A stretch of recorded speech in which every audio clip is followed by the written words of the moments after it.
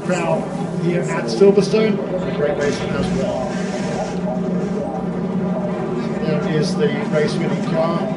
Tom is saying is justifiably delighted with his afternoon's work. He knew he had a point to prove coming into this day, as did his teammate Darren Turner, having made the mistakes yesterday. You can see the delight there from the crew, and they've thoroughly earned this victory. Yeah, they have, and good, they had their problems yesterday, and this is a nice payback. There's Darren Turner, his teammate, a great payback for the team. Congratulations, Darren. Thank you. A home win for you in the Aston Martin. Amazing by the team. They did a great job both races with the pit stops, and that really helped. And Thomas was, sterling in the second part of the race. So it was tricky conditions out there, I think, with a lot of mud and debris everywhere. But kept it on the island, was mega fast, and that's just nice to win the Tourist Trophy. Fantastic.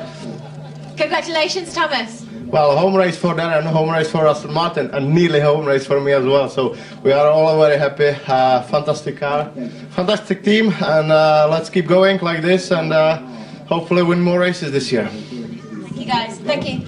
Yeah, the victory in this race means a lot to both of these guys. They know how historic this Tourist Trophy is. It was first held in 1905 in the Isle of Man. It's the longest running trophy in all of motorsports. There's Dave Richards in the middle there. He is the boss of ProDrive that builds these Aston Martins, amongst other cars, and these two drivers have been with David Richards for a long time. We're going to try and get a word with David if we can. He's run some teams in Formula 1, but it's primarily in rallying and GT1 racing that he has had the most success in recent years, and he's put together a super organisation. They're based over in Banbury, as I said, in Oxfordshire, not too far away from here at Silverstone, and so I know for David Richards also to win here at Silverstone, the home of British motorsport, is exactly what he needed. Let's have a look at the results. 28 laps completed. Aston Martin won 2. Tremendous performance. The two different teams there. The British-based team, or kind of British-German-based team, Young Driver AMR, Hexis AMR in second place with Fred McAwecki and Thomas Ackery. The brand new Sumo Power G team based in Rye in Sussex, Warren Hughes and Jamie Campbell-Walter come away with a magnificent third place finish. Jos Menton from Holland, Frank Ketchley from Germany in the Lamborghini team. That's a good effort too, in fourth place.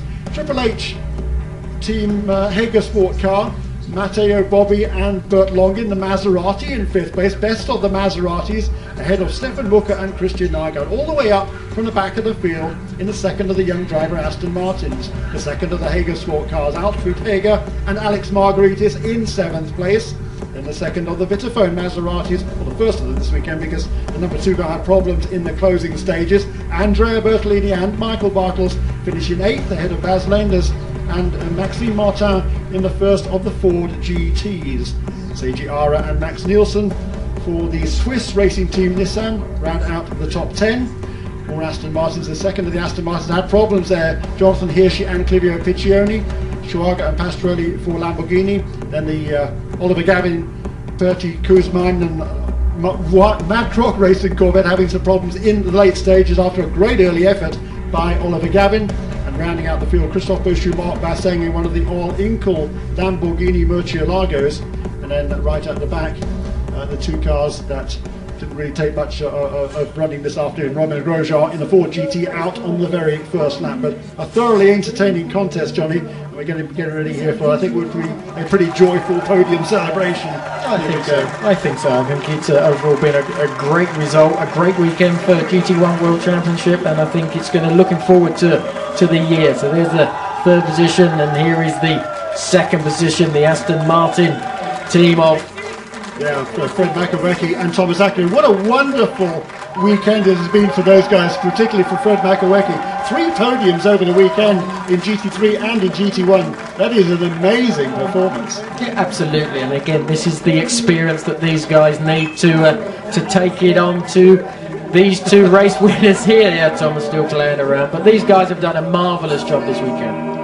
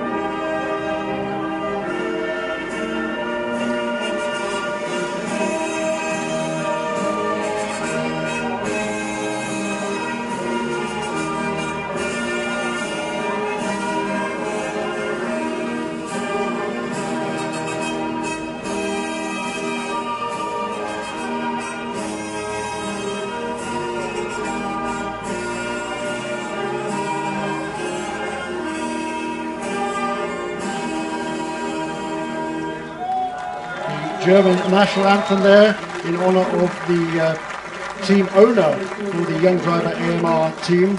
That is Erhard Fischer, the team based in Germany but has a lot of English roots as well. The car's built just down the road, and that English and Czech Republic driver finishing in 4th place. The trophies there for Jamie Campbell, Walter and Warren Hughes in the centre of the screen briefly. 2nd place, the French team and the French drivers Thomas Zachary and Fred Macavecchi, and the winning trophies to Thomas Enger and Darren Turner.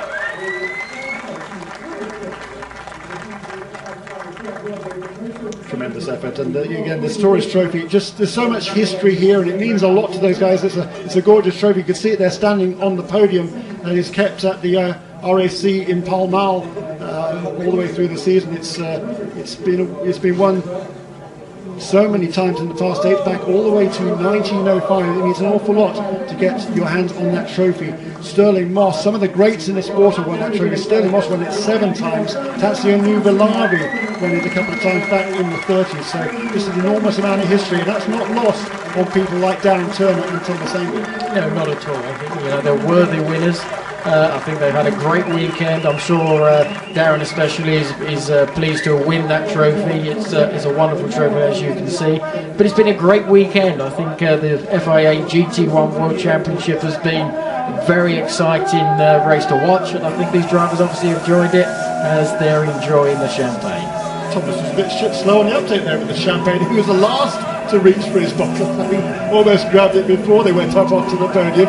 Going to make up for his lost time now. There's Warren Hughes. Great for Warren. He's a real grafter, that young man. He's worked so hard over the years to get a career. Does not come from a particularly privileged background, other than the fact he's privileged to drive a racing car for his living, and he is very grateful for that. And it's super to see someone like that. The perseverance pays off, and you get to this sort of level. There he is again, and he's going to make use of every moment up there on this victory podium at the home of British motorsport.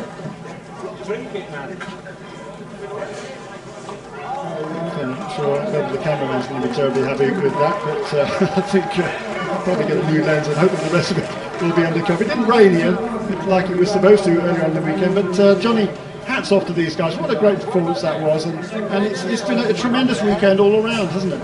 It has, and I think Thomas still playing around, but it's been great. I think these guys are very happy with the way that the circuit has turned out, and I think they've really shown a great race for us. Have a look at some of the highlights from today's race. This could last for quite a long time, this highlight package, but it